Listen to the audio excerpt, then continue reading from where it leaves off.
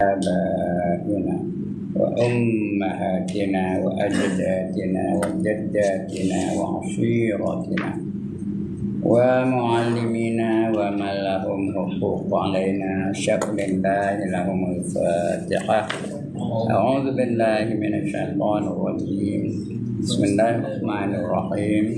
الحمد لله رب العالمين الرحمن الرحيم مالك يوم الدين إياك نعبد وإياك نستعين اهدنا الصراط المستقيم صراط الذين أنعمت عليهم غير المغضوب عليهم ولا الضالين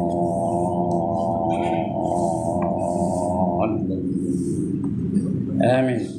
الحمد لله الذي هدانا لهذا وما كنا لنهتدي لولا أن هدانا الله.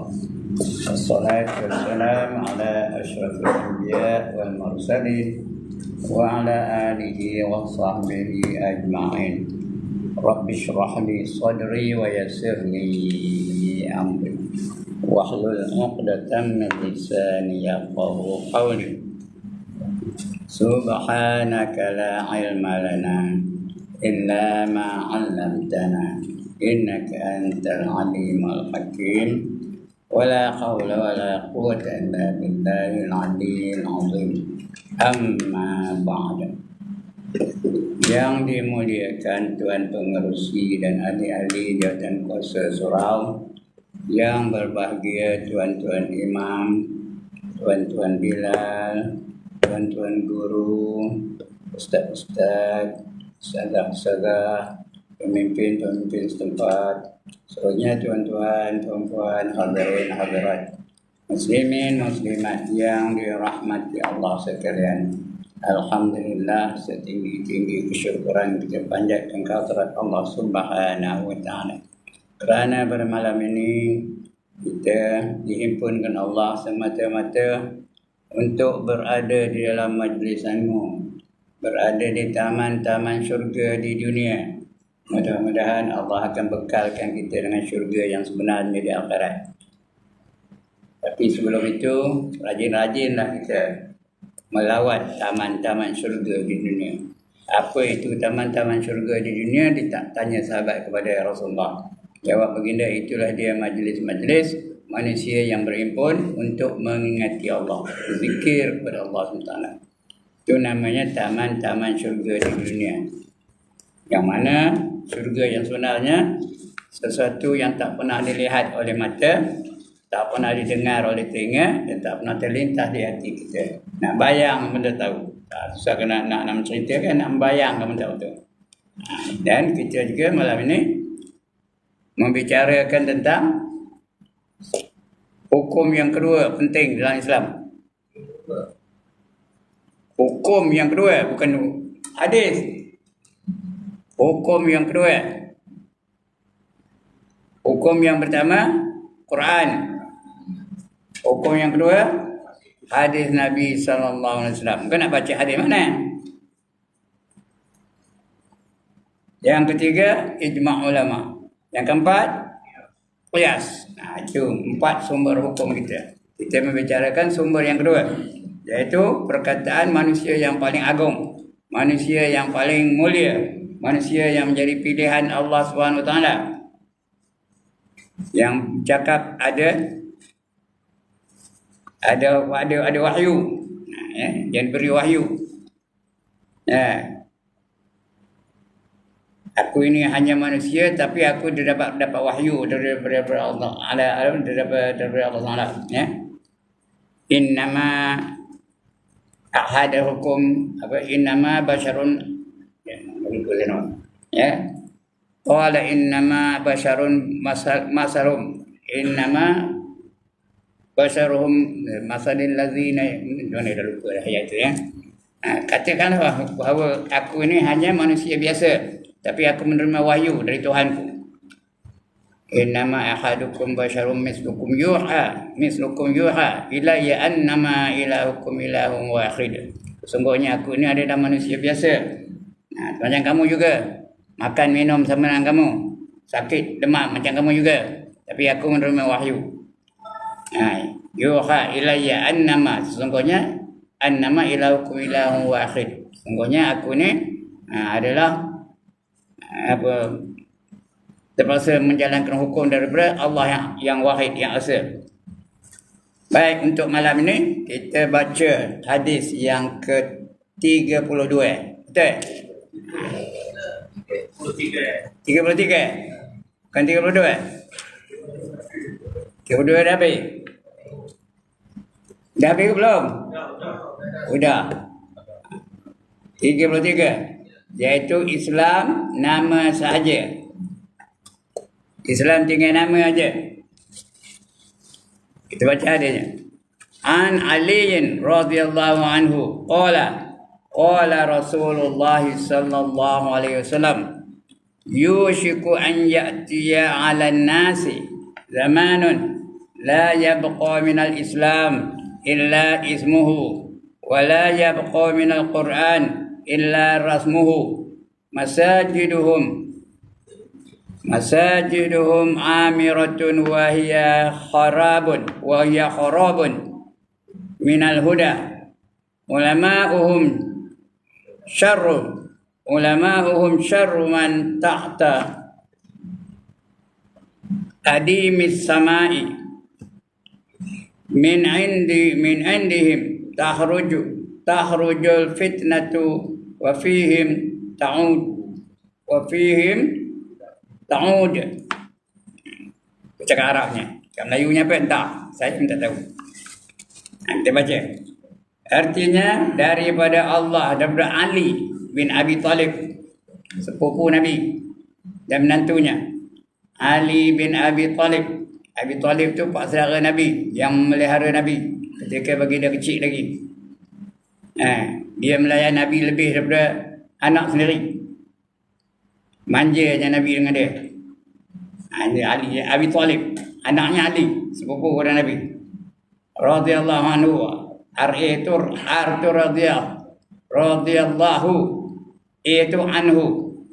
Mudah-mudahan Allah redha dengannya.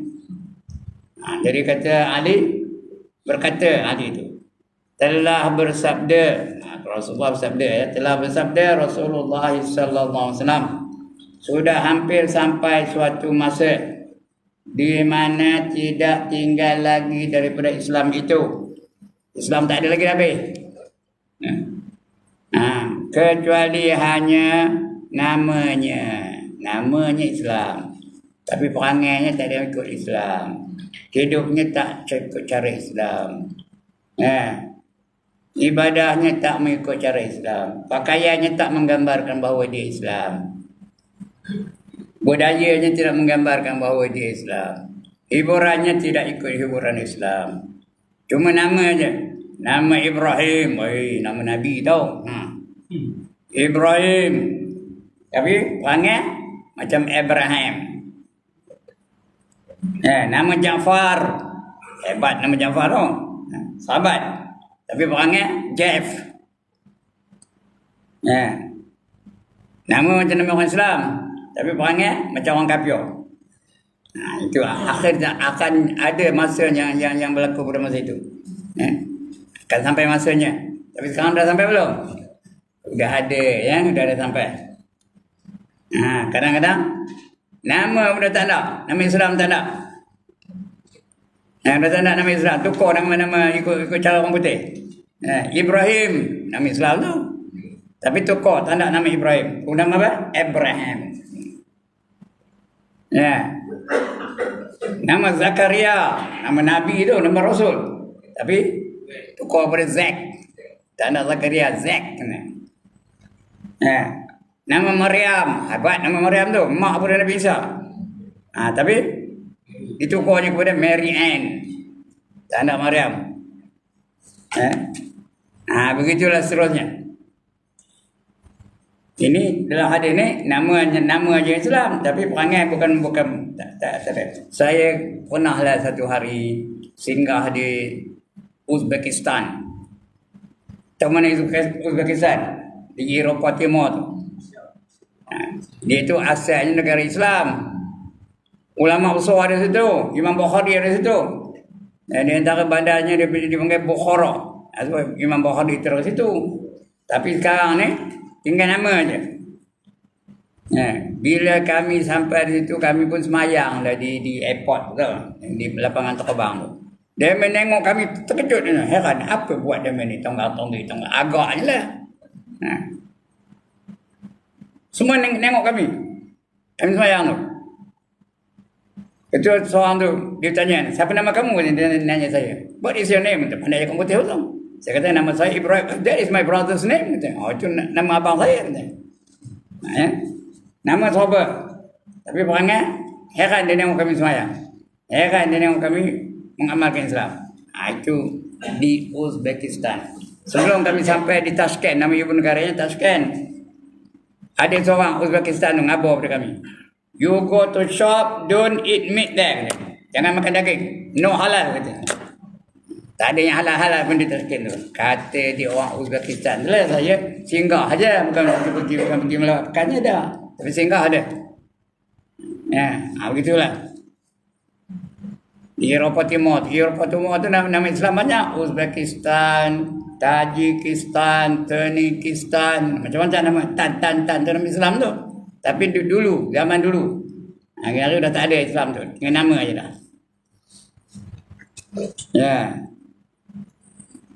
Hanya pada nama, kecuali namanya.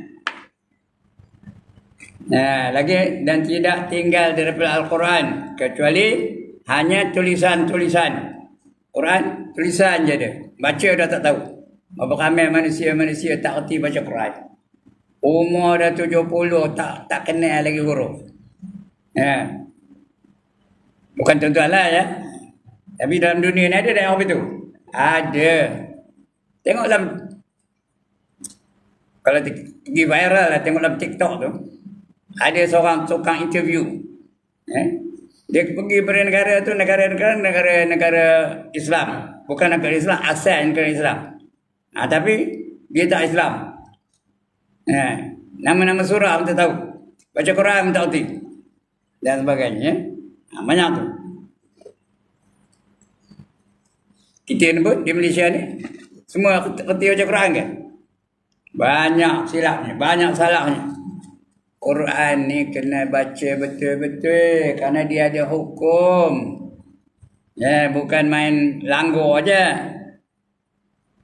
Dia ada idgham, ada ikhfa, ada izhar, ada qala-qala, ada mad wajib muttasil, ada mad jaiz munfasil.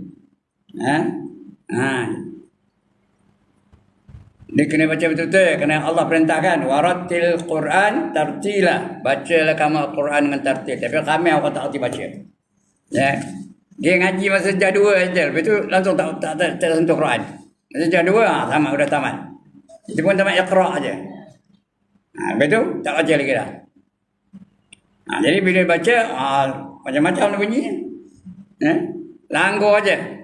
Yang dengung tak ada dengungkannya, yang panjang dipendekkannya, yang pendek dipanjangkannya. Quran mana boleh baca macam tu? Mesti baca ikut hukum. Kerana Allah perintahkan warattilil Quran tartila. Tapi di akhir zaman kata Nabi, Quran itu hanya ada apa? Hanya tulisan saja. Bacaan tak ada dah. Tak ada siapa nak baca Quran. Akhir sekali tuan-tuan dan perempuan, tulisannya pun dah tak ada. Akhir sekali, dekatnya kiamat tu, khotah saja ada. Tulisan dah tak ada dah. Kerana tak ada siapa yang bacanya. Makin lama makin kurang, makin lama makin padam, makin lama sudahnya langsung tak ada tulisannya. Itu akan berlaku insya-Allah. Tapi sekarang ni ada tulisan lagi. Akan datang pada masanya. Sampai saat tak ada siapa yang membaca Quran. Tak usah baca Quran, sebut Allah pun tak ada. Ketika itulah baru diperintahkan Israfil untuk meniup sangkakala. Israfil pun tiup, maka berlakulah huru-hara yang amat dahsyat. Allah kabar dalam Quran tu, yauma yafirrul mar'u min akhihi wa ummihi wa abihi wa sahibatihi wa banihi likulli imri'in minhum yawma idzin sya'nun yughnih. Pada hari itu berlakulah huru-hara yang amat dahsyat sehingga tak kenalkan saudara-saudaranya, adik-beradik tak kenal, mak dan ayah pun tak kenal. Dah tak kenal dengan mak, tak kenal dengan ayah, bukan tak kenal tu, tak peduli. Dan tak mak atau apa jadi, ayah apa jadi tak kira. Yang banyak ninggal dengan ayah pun ada, ninggal dengan mak sempat pun ada. Ya, ayah tunggu sini je sengaja saya ambil kata. Tapi tu bertahun-tahun tak datang. Dia macam sorak kapur betul lah. Ya. Dan anak-anak pun tak ingat dah. Walaupun seorang je anak dia tak ingat dah. Ya. Wa ummihi wa abi wa sahibatihi wa bani, dan sahabat-sahabat dah lupa, dan juga anak-anak pun tak ingat. Bila lagi kalau ramai seorang pun tak ingat dengan anaknya. Kita kalau ramai pun ingat lagi sekarang ni je lah. Ingat tak anak? Siapa saya ingat anak yang tangan? Saya ingat. Tadilah ramai benar anak saya ada 6 yang hidupnya. Tapi ingat saya lagi. Yang ni sini, yang ni sini, yang ni sini. Ingat lagi. Tapi sampai masa itu ada seorang anak pun dia lupa. Dia ingat ke diri dia je. Masa itu dekat-dekat nak kiamat tu, huru hara yang amat dahsyat. Likulli imri'in minhum yawma idzin sya'nun yughni. Pada ketika itu masing-masing hanya mengingatkan perkara-perkara yang akan berlaku pada diri dia aja. Apa nak jadi lepas ni? Lepas ni apa? Lepas ni apa? Lepas ni apa? Dia akan berlaku ya. Lagi apa lagi? Wala minal Qur'an illa rasmuh. Masajiduhum amiratun wa hiya harabun minal huda. Ya. Al-Quran itu kecuali hanya tulisan saja. Masjid-masjid mereka tersergam, indah, cantik, tetapi ia kosong daripada hidayah. Tak dapat hidayah pergi masjid. Masjid tempat orang gaduh saja. Ngata pengurusi masjid lah, ngata jatuh masjid lah, ngata tu imam lah, ngata ustaz lah, macam-macam. Ya. Sekarang ni ulama-ulama dah tak peduli lagi, ya ke tak? Ini dia baru kita baca saja. Belum sudah. Ya, ulama-ulama tidak dipedulikan lagi. Cuba baca apa ni hadis yang 32 ni. Ulama tidak dipedulikan. Berlaku dah sekarang ni. Ulama-ulama disekat daripada mengajar ada tak? Baru lagi berlaku. Di antara ulama yang disekat mengajar namanya siapa? Ustaz Abdullah Khairi. Lepas itu Ustaz Dusuki Abdul Rani. Ulama besar belakang tu. Ulama Ridho Ikim dulu tu. Ya. Ustaz Abdullah Khairi tu masyhur tu. Seluruh negara kenal. Tapi dah tak boleh dah. Tak boleh ngajar di Selangor. Di atas dasar. Di atas nama apa? Nama perintah diraja. Tahyir itu tidak raja atau merintah pun tak. Wallahualam ya. Ini yang berlaku. Ulama-ulama. Sebelum itu banyak ada ulama juga. Sebelum Ustaz Abdullah Khairi dan Ustaz Ahmad Dusuki itu disekat. Ada tak sebelum itu disekat ulama-ulama lain? Mana ada pernah Tuan Guru Nik Abdul Aziz masuk dalam TV ada? Ada? Video adalah. Dijemput ada? Ya? Forum perdana ada? Ada pernah Tuan Guru Haji Abdul Hadi Awang masuk forum perdana ada? Yang ada yang biasa-biasa itu adalah kerana tak boleh ditegur. Bila ditegur, kena gam. Datuk Ismail Qamus kena gam. Tak boleh masuk TV. Sampai itu ya. Ini yang berlaku pada akhir zaman ni. Jadi masjid bukan tempat untuk mendatangkan hidayah. Sunyi dari hidayah. Wa ya harabun minal huda. Ya, wa ya kharabun minal huda. Jauh dari hidayah. Ulama'uhum syarr. Ulama'nya jahat-jahat. Ulama' mereka jahat-jahat belaka.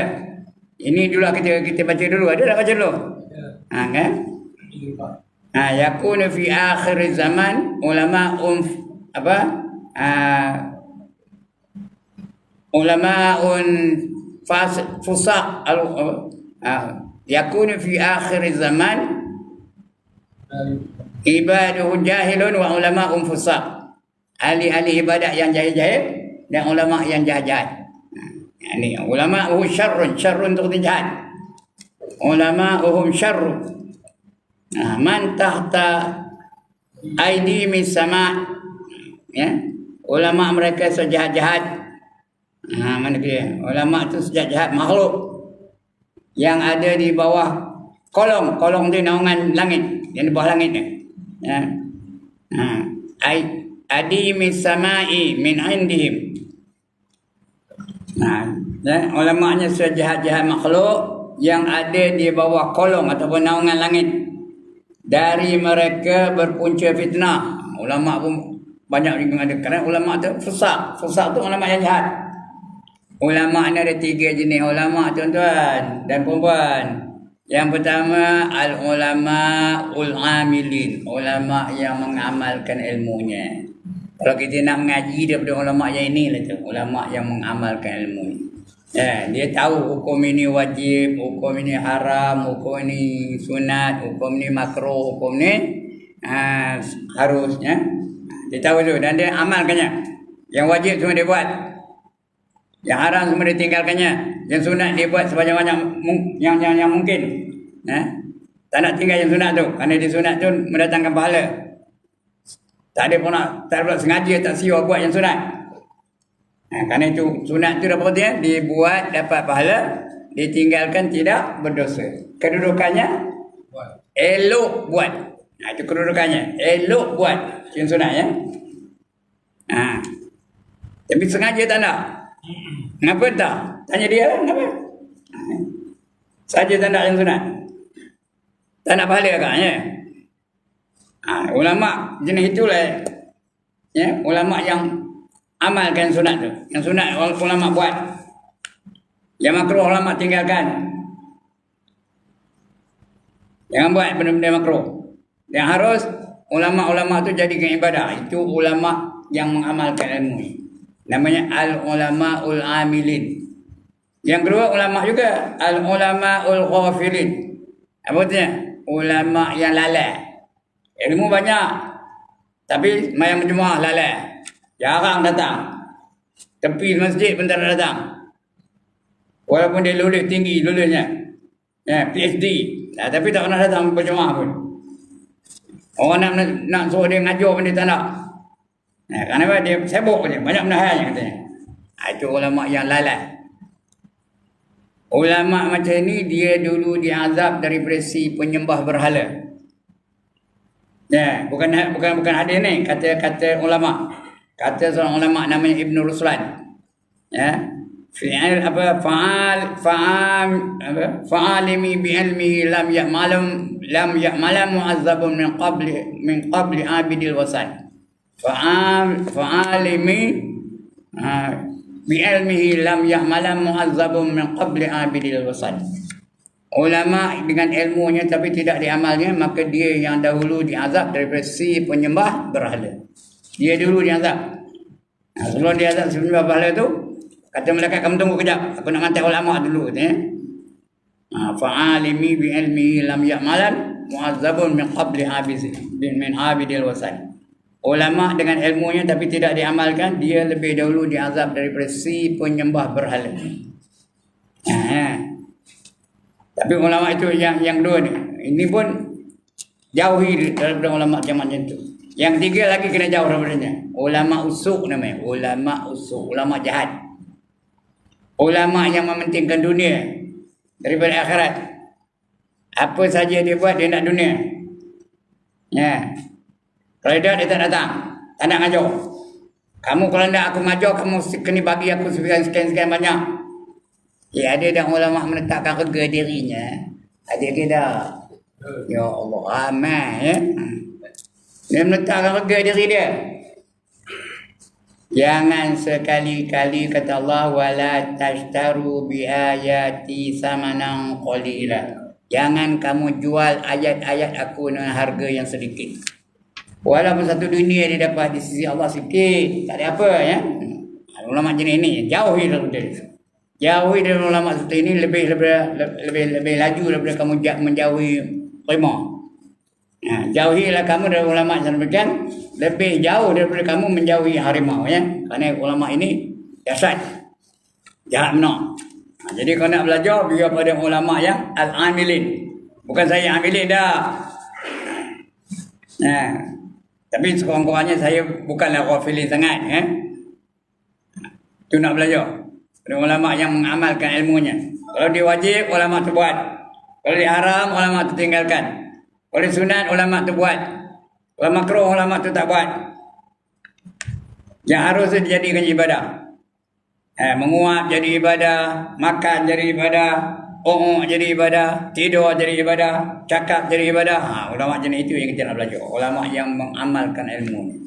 Kerana orang yang mengamalkan ilmunya, dia dapat ilmu-ilmu yang lain yang dia tak perlu belajar secara formal.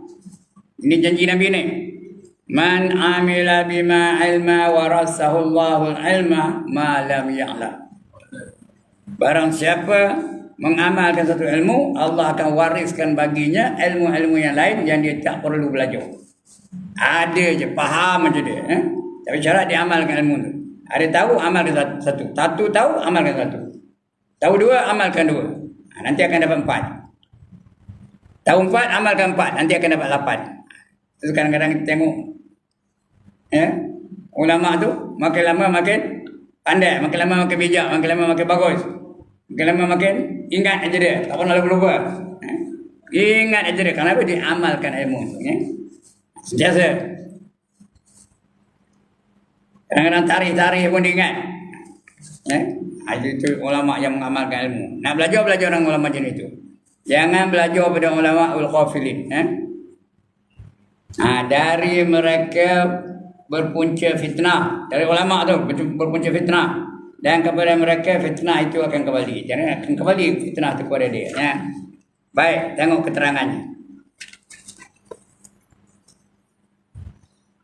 Kalau kita perhatikan dunia Islam pada hari ini, keadaannya tidak begitu jauh dari gambaran yang telah dinyatakan oleh Rasulullah sallallahu alaihi wasallam. Artinya ada benda-benda ini sudah timbul. Nampak di kita dah. Di antaranya apa?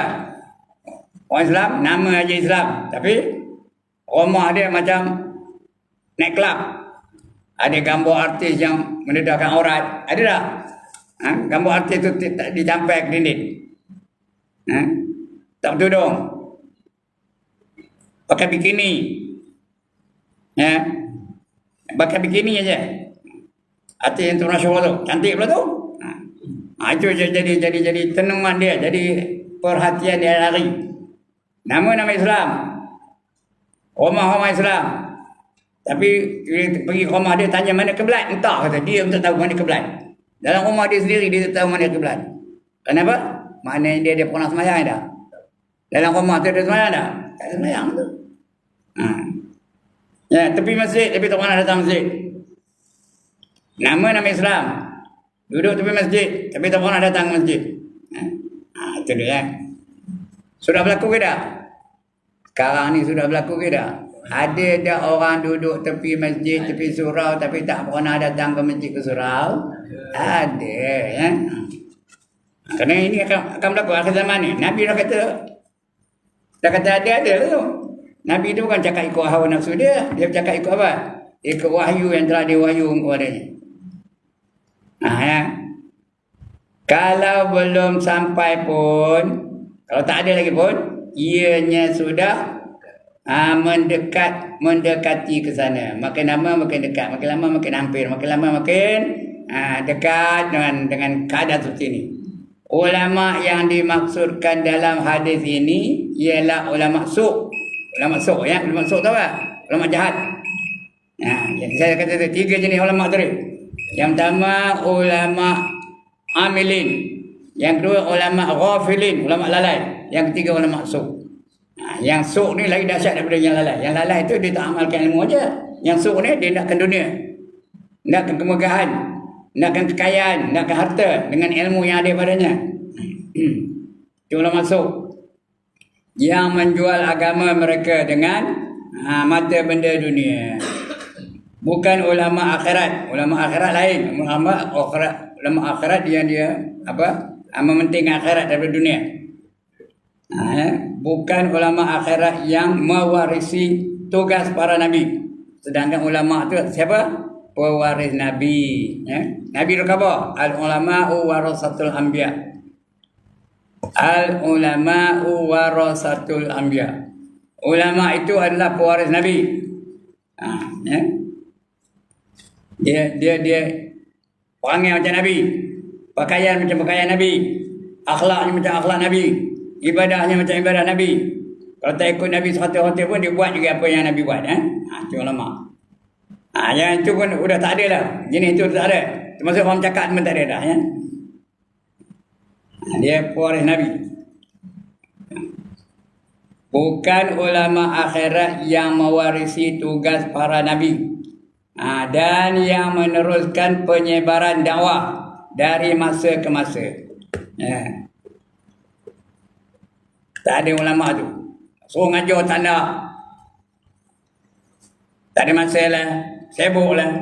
Dan sebagainya. Sedangkan dia ada ilmu. Jadi kalau kita ada ilmu, kita sampaikan. Siapa nyuruh? Nabi nyuruh. Balighu anni walau ayat. Sampaikan olehmu dari aku walaupun satu ayat. Tapi ini sudah tak ada. Banyak ulama-ulama yang mementingkan apa? Mementingkan dunia. Kalau kamu dah aku datang, kamu bagi aku sekian-sekian banyak. Kalau tidak aku tak nak datang. Itu ulama-ulama jenisnya ni. Maka jenis itu akan berlaku lah kata Nabi. Dan sedang dalam proses nak dekat-dekat. Jadi jangan kita jadi jenis-jenis itu. Alright. Habis. Kemudian akan datang kita baca Al-Quran akan hilang. Dan ilmu akan diangkat. Makin lama makin diangkat ilmu. Satu tak ada. Sudah nak cari tu imam tak ada. Mencari muazzin pun tak ada. Kerana masing-masing tanda pun tak belajar. Dah tak tahu. Dan sebagainya. Itu akan datang kita baca insyaAllah. Ya. Untuk kali ini cukup sekali tu. Dah bunyi dah. Ya.